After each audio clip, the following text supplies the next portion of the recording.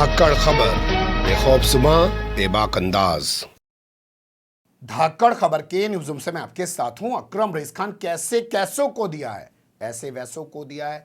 मुझको भी तो सिक्योरिटी दिलवा दे। लगता है इन्हीं लाइनों के आसपास आजकल खुद को साध्वी कहने वाली और भारतीय जनता पार्टी की सांसद प्रज्ञा सिंह ठाकुर की राजनीति सिमट कर रह गई है। जी हां, इन्हीं लाइनों के आसपास आजकल प्रज्ञा सिंह ठाकुर की राजनीति सिमट कर रह गई है और वो रात दिन यही गीत गा रही हैं कि कैसे कैसों को दिया है, ऐसे वैसों को दिया है, मुझको भी तो सिक्योरिटी दिला दे। सवाल पैदा होता है कि उन्हें सब परपंच क्यों रचने पड़ रहे हैं और भाजपा कि शिवराज सरकार या मोदी सरकार उनको सिक्योरिटी क्यों नहीं दे रही है और उनके मुकाबले कैसे कैसों को, ऐसे वैसों को जो सिक्योरिटी दी जा रही है, उस पूरे मामले को कैसे देखा और समझा जा सकता है। विस्तार से हर चीज आपके सामने रखने की कोशिश करूंगा, लेकिन सबसे पहले एक दिलचस्प तस्वीर से आपको रूबरू करा देता हूं।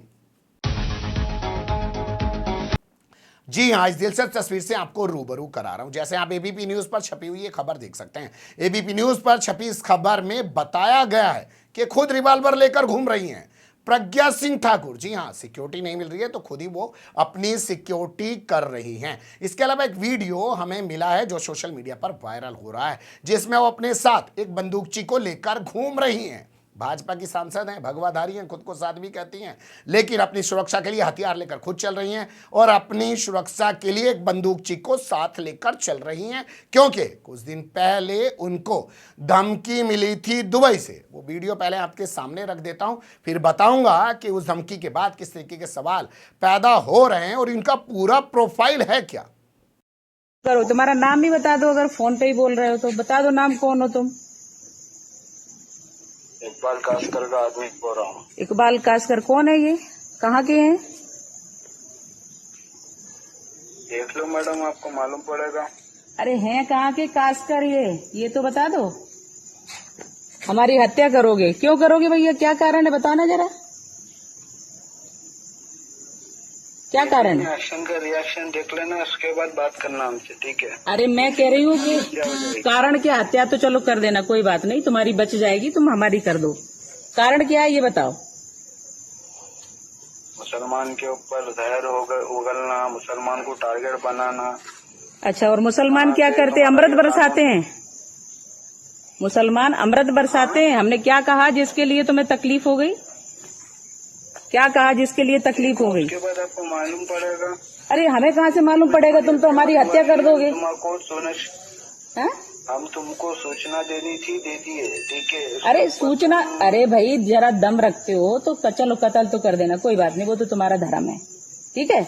आप मुझे ये बता दो कि काय चीज की तकलीफ हो गई तुम्हें।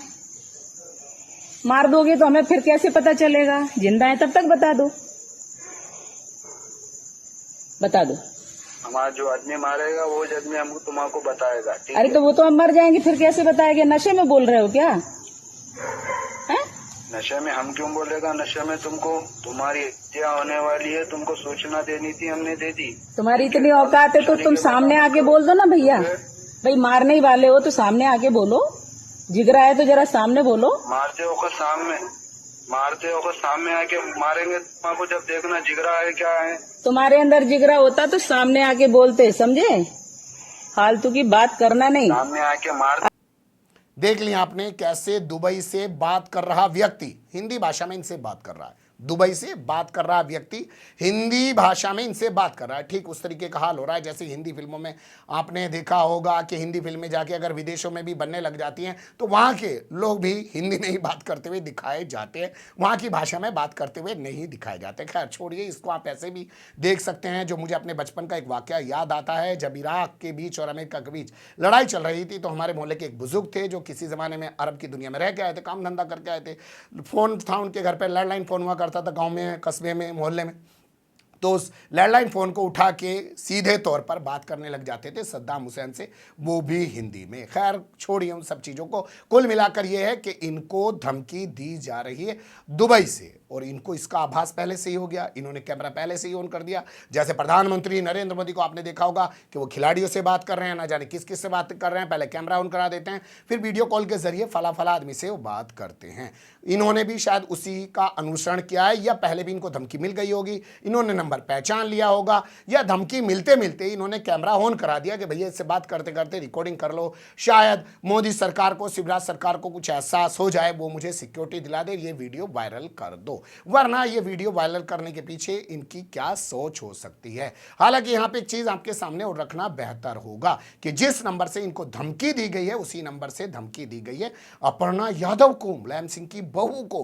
वो बहू जो विधानसभा चुनाव से पहले मुलायम परिवार से बगावत करके, समाजवादी पार्टी से बगावत करके चली गई भारतीय जनता पार्टी के साथ। राज्यसभा चुनाव में ना उसको कैंडिडेट बनाया, ना एमएलसी चुनाव में उसको कैंडिडेट बनाया, ना विधानसभा में उसको कैंडिडेट बनाया, लेकिन उसके जरिए मुलायम परिवार की खूब फजीहत कराई। उसे भी दुबई से धमकी मिल रही सेम नंबर से, यानी कि एक ही बंदा पूरे देश के अंदर भाजपा के बड़े नेताओं को धमकी देने का काम कर रहा है। और ना उत्तर प्रदेश की पुलिस कुछ पारागार पर ही है उसके खिलाफ, और ना मध्य प्रदेश की, जो आरएसएस की सबसे बड़ी प्रयोगशाला कहा जाता है राज्य, उसकी पुलिस कुछ कर पा रही है। और कई सारे सवाल पैदा हो ही रहे हैं। अब इनके प्रोफाइल पे एक नजर डाल लेते हैं। देखिए, जब से इनका वो हथियार वाला वीडियो वायरल हुआ है, या बंदूकची लेके साथ घूम रही हैं, वो वीडियो वायरल हुआ है, उससे कई तरीके के सवाल पैदा हो गए हैं और इनके प्रोफाइल पर चर्चा तेज हो गई है। जैसे इनके प्रोफाइल पे आप बात करेंगे तो 2008 की ये खबर आपके सामने आएगी, जो महाराष्ट्र के मालेगांव में जामा मस्जिद के बाहर जुमे की नमाज के बाद बाइक में ब्लास्ट होने से जुड़ी हुई है, जहां पे सैकड़ों मुस्लिम घायल हो गए थे और कई मुस्लिमों की मौत हो गई थी, हत्या कर दी गई थी उनकी। उसके बाद हेमंत करकरे जो एटीएस के चीफ थे, उन्होंने जांच करते हुए इस पूरे मामले में प्रज्ञा सिंह ठाकुर को पकड़ा, कर्नल पुरोहित को पकड़ा, और उन्होंने कहा यह भगवा आतंकवाद है। जी हां, भगवा आतंकवाद का शब्द वहीं से निकल कर आया था। उसके बाद ये जेल में पड़ी रही, और जैसे ही 2014 में नरेंद्र मोदी की सरकार आई, आपने देखा होगा अमित शाह बरी, ये बरी, वो बरी, उसी क्रम में इनको भी जेल से बाहर निकाल दिया गया। लेकिन इनकी किस्मत चमकी असल में 2019 में, जब आरएसएस के दबाव में बीजेपी ने इनको टिकट दे दिया। अब आरएसएस की तो पार्टी है बीजेपी, दबाव की क्या बात है, आरएसएस जो चाहे वो बीजेपी करेगी, अलग तो कुछ कर नहीं सकती। टिकट दे दिया और इन्होंने दिग्विजय सिंह को हरा दिया, सांसद बन गई। सांसद बनने के बाद हो सकता है ये मंत्री भी बन जाती, लेकिन इन्होंने राष्ट्रपिता महात्मा गांधी का अपमान किया और नाथूराम गोडसे का गुणगान किया, जिंदाबाद कर दिया। और उसके बाद नरेंद्र मोदी ने एक इंटरव्यू में कह दिया कि वो दिल से इन्हें माफ नहीं करेंगे। शायद वो दिल से इन्हें माफ नहीं कर पा रहे हैं, इसलिए केंद्र सरकार इनको सिक्योरिटी नहीं दे रही है। वरना केंद्र सरकार तो 1 मिनट में ऐसे वैसों को, कैसे कैसों को सिक्योरिटी दे देती है। यकीन नहीं आ रहा है तो कुछ खबरें देख लीजिए। सबसे पहले महिलाओं की बात करते हैं। ये नाम, ये चेहरा आप पहचानते ही होंगे, देखते ही होंगे। नाम है नुपुर शर्मा। अभी मुसलमानों के पैगंबर को लेकर विवादित बयान दिया और उसके बाद भाजपा ने इन्हें पार्टी से निकाल दिया। लेकिन दिल्ली पुलिस ने इनको सुरक्षा दे दी और इनकी तरफ से मुकदमा भी दर्ज कर दिया कि इनको साहब धमकियां मिल रही हैं। लेकिन इतनी एक्टिव मध्य प्रदेश की पुलिस प्रज्ञा सिंह ठाकुर के मामले में नहीं दिखाई दे रही है। वो खुद रिवाल्वर लेकर घूम रही है और बंदूकची साथ लेकर घूम रही है। इसके अलावा ये चेहरा आप देख सकते हैं, ये है कंगना राणावत, जो महाराष्ट्र में आजकल चल रहा है। इसकी शुरुआत अगर आप देखेंगे सही मायने में तो कंगना राणावत के जरिए ही कराई गई थी, जब उन्होंने उद्धव ठाकरे को लेकर तू तड़ाक से बात की थी। Y+ सिक्योरिटी उनको दे दी गई थी। दिल्ली के दंगे, आपको याद होगा, कपिल मिश्रा को 2 मिनट में Y+ सिक्योरिटी दे दी गई थी, जबकि फेसबुक तक ने माना था कि उसने अपना जहरीला भड़काऊ भाषण दिया है डीसीपी के बगल में खड़े होकर। उसके भाषण और उसकी सोच और उसकी प्लानिंग की वजह से ही दिल्ली में असल में दंगा हुआ है। इसके अलावा हाल फिलहाल में एक फिल्म आई है जिसका नाम है द कश्मीर फाइल्स। उस फिल्म को बनाने वाले विवेक अग्निहोत्री को Y+ सिक्योरिटी दे दी। तो कैसे कैसे को दे रहे हैं, ऐसे वैसे को दे रहे हैं, लेकिन प्रज्ञा सिंह ठाकुर को नहीं दे रहे हैं। इसके अलावा कुछ और खबरें हैं जो मैं आपके सामने रखना चाहता हूं। जैसे अग्निपथ योजना का जब बिहार में जबरदस्त तरीके से विरोध हुआ, भाजपा नेताओं के घरों पर हमला हुआ, तो मोदी सरकार ने एक झटके में डिप्टी सीएम समेत भाजपा के 12 विधायकों को Y+ सिक्योरिटी दे दी। उससे पहले आपको याद होगा, जब बंगाल में चुनावी नतीजे आए और कई सारे विधायक टूटकर टीएमसी में चले गए, तो मोदी सरकार ने अपने 61 विधायकों को X+ जी हाँ, एक्स प्लस सिक्योरिटी दे दी। और इसके अलावा ना जाने और तो लंबी फहरिस्तें किस किस को देते हैं, जैसे कुमार विश्वास को हाल फिलहाल में पंजाब चुनाव के दौरान दी है, यानी कि 1 मिनट में सिक्योरिटी दे देते हैं। लेकिन न जाने क्या बात है, भगवाधारी होने के बाद, साध्वी कहलवाने के बाद, ठाकुर होने के बाद, भाजपा के सांसद होने के बाद, आरएसएस के इशारे पर जेल से बाहर निकलवाने के बाद, आरएसएस के इशारे पर सांसद बनवाने के बाद भी भाजपा की ना मोदी सरकार ना शिवराज सरकार इनको सिक्योरिटी दे रही है। मोदी सरकार की नाराजगी तो लगता है प्रधानमंत्री नरेंद्र मोदी की माफ ना करने वाले डायलॉग के जरिए सामने आ रही है, लेकिन शिवराज सिंह सरकार की नाराजगी जो है वो कुछ इस तरीके से सामने आ रही है कि ये अलग से अपनी एक हुकूमत मध्य प्रदेश के अंदर चलाने की कोशिश कर रही हैं। इन्होंने कई मंचों पे सीधे तौर पर शिवराज सिंह चौहान के खिलाफ बयान दिए और कहा कि ये मध्य प्रदेश भाजपा से अलग अपना एक संगठन बनाएंगे, अपनी संस्था बनाएंगे, अपनी एक सेना बनाएंगे और उसी के दम पर ये काम करेंगी। तो अब ये लगता है भाजपा में भी अलग थलग पड़ी हुई हैं, तो इन्हें यही लग रहा है कि वीडियो बना के वायरल कर दो, हथियार के साथ वीडियो दिखा दो, शायद शर्म आ जाए भाजपा की सरकारों को जो केंद्र में बैठी हैं या प्रदेश में बैठी हैं और ऐसे कैसों को सिक्योरिटी दे रही हैं, तो ऐसे वैसों को भी दे दे। भाई क्या हुआ, मुसलमानों को मारा है, मस्जिद के बाहर बम ब्लास्ट हुआ है, उसमें आरोपी हैं, तो ऐसे लोगों को तो सबसे पहले सिक्योरिटी दी जानी चाहिए, बल्कि एसपीजी सिक्योरिटी दी जानी चाहिए जो प्रधानमंत्री के पास है।